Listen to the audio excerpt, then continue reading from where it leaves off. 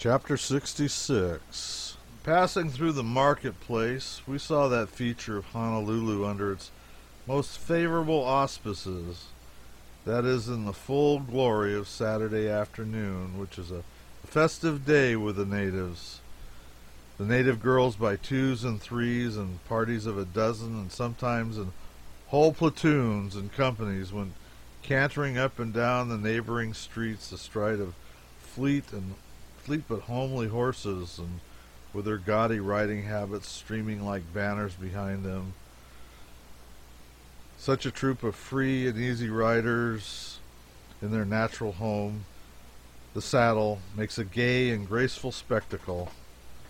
The riding habit I speak of is simply a long, broad scarf, like a tavern tablecloth, brilliantly colored, wrapped around the loins once, then apparently passed between the limbs, and each end thrown backward over the same, and floating and flapping behind on both sides beyond the horse's tail like a couple of fancy flags. Then slipping the stirrup irons between her toes, the girl throws her chest forward, sits up like a major general, and goes sweeping by like the wind. The girls put on all the finery they can on Saturday afternoon. Fine black silk robes, flowing red ones, and that nearly put your eyes out. Others as white as snow, still others that discount the rainbow, and they wear their hair in nets and trim their jaunty hats with fresh flowers and encircle the dusky throats with homemade necklaces of the brilliant vermilion-tinted blossom of the oha. And they fill the markets and the adjacent street with their bright presences and smell like a rag factory on fire with their offensive coconut oil. Occasionally you see a heathen from the sunny isles away down in the South Seas, with his face and neck tattooed till he looks like the customary mendicant from Washoe who has been blown up in a mine. Some are tattooed a dead blue color down to the upper lip, masked as it were, leaving the natural light yellow skin of Micronesia unstained from thence down.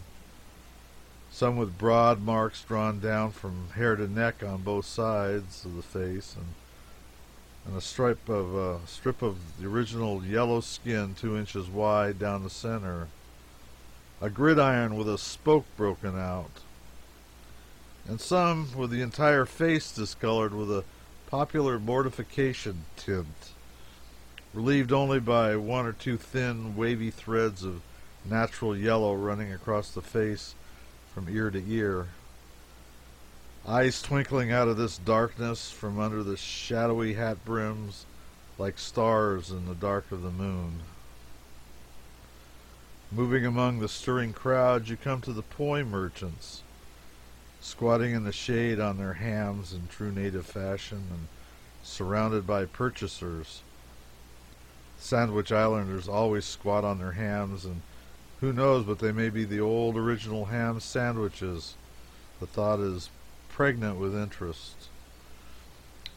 The poi looks like common flour paste and is kept in large bowls formed of a species of gourd and capable of holding from 1 to 3 or 4 gallons.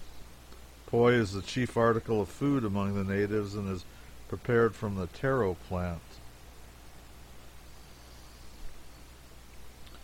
The taro root looks like a thick, or if you please, a corpulent sweet potato in shape, but is a light purple color when boiled. When boiled, it answers as a passable substitute for bread. The buck Kanakas bake it underground and mash it up well with a heavy lava pestle. Mix water with it until it becomes a paste. Set it aside and let it ferment, and then it is poi. An unseductive mixture it is, almost tasteless before it ferments, and too sour for a luxury afterwards, but nothing is more nutritious. When solely used, however, it produces acrid humors, a fact which sufficiently accounts for the humorous character of the Kanakas. I think there must be as much a knack in handling poi as there is in eating with chopsticks. The forefinger is thrust into the mess and stirred around quickly several times and drawn as quickly out, thickly coated, just as if it were poulticed. The head is thrown back, the finger inserted in the mouth, and the delicacy stripped off and swallowed, the eye closing gently, meanwhile, in a languid sort of ecstasy. Many a different finger goes into the same bowl, and many a different kind of dirt and shade and quality of flavor is added to the virtues of its contents. Around a small shanty was collected a crowd of natives buying the awa root. It is said that, but for the use of this root, the destruction of the people in former times by certain imported diseases would have been far greater than it was. And by others it is said that this is merely a fancy.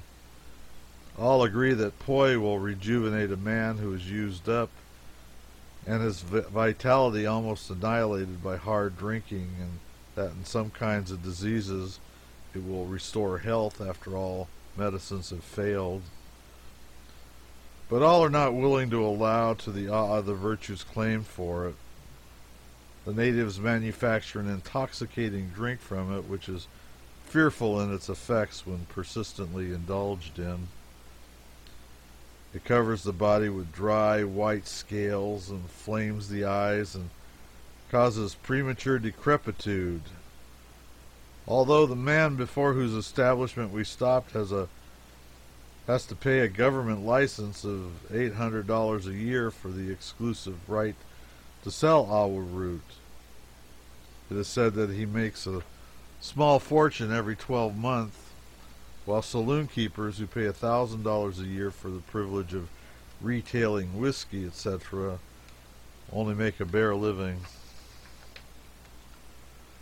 We found the fish market crowded, for the native is very fond of fish and eats the article raw and alive. Let us change the subject.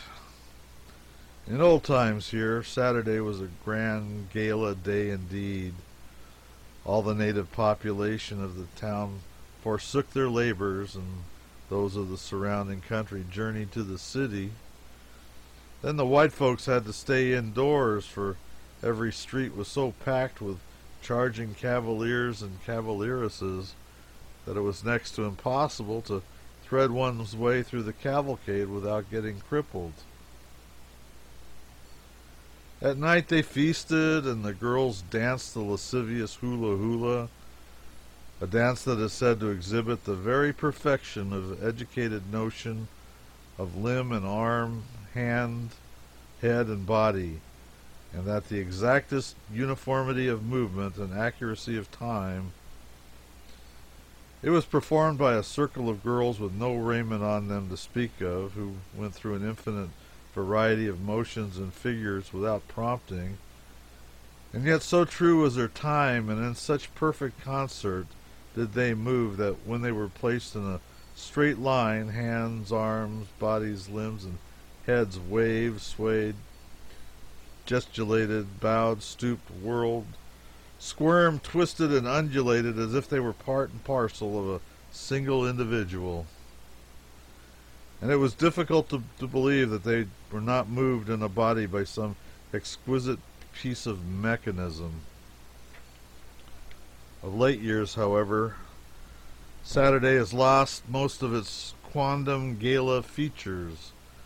This weekly stampede of the natives interfered too much with labor and the interests of the white folks, and by sticking in a law here and preaching a sermon there, and by various other means, they gradually broke it up. The demoralizing hula hula was forbidden to be performed, save at night with closed doors in presence of few spectators, and only by permission duly procured from the authorities and the payment of $10 for the same. There were few girls nowadays able to dance this ancient national dance in the highest perfection of the art. The missionaries have Christianized and educated all the natives. They all belong to the church, and there's not one of them above the age of 8 years but can read and write with facility in the native tongue. It is the most universally educated race of people outside of China. They have any quantity of books printed in the Kanaka language, and all the natives are fond of reading. They are inveterate churchgoers. Nothing can keep them away. All this ameliorating cultivation has at last built up in the native women a profound respect for chastity in other people. Perhaps that is enough to say on that head. The national sin will die out when the race does, but perhaps not earlier. But doubtless this purifying is not far off when we reflect that contact with civilization and the whites has reduced the native population from 400,000, Captain Cook's estimate, to 55,000 in something over 80 years. Society is a queer medley in this notable missionary whaling and government center. If you get into a conversation with a stranger and experience that natural desire to know what sort of ground you are treading on by finding out what manner of man your man is, strike out boldly and address him as Captain. Watch him narrowly, and if you see by his countenance that you are on the wrong tack, ask him where he preaches. It's a safe bet that he's either a missionary or a captain of a whaler. I'm now personally acquainted with 72 captains and 96 missionaries. The captains and ministers form one half of the population. The third fourth is composed of common Kanakas and mercantile foreigners and their families. And the final fourth is made up of high officers of the Hawaiian government. And there are just about cats enough for 3 apiece all around. A solemn stranger met me in the suburbs the other day and said, "Good morning, your reverence. Preachin' the stone church yonder, I no doubt." "No, it don't. I'm not a preacher." "Really? I beg your pardon, Captain. I trust you had a good season. How much oil?" "Oil? What do you take me for? I'm not a whaler." "Oh, I beg 1,000 pardons, your excellency." "Major General of the household troops, no doubt. Minister of the Interior, Secretary of War, First Gentleman of the Bedchamber, Commissioner of the Royal—" "Stuff! I'm no official. I'm not connected in any way with the government." "Bless my life, then. Who the mischief are you? What the mischief are you? And how the mischief did you get here? And where in thunder did you come from?" "I'm only a private personage, an unassuming stranger, lately arrived from America." "No! Not a missionary? Not a whaler?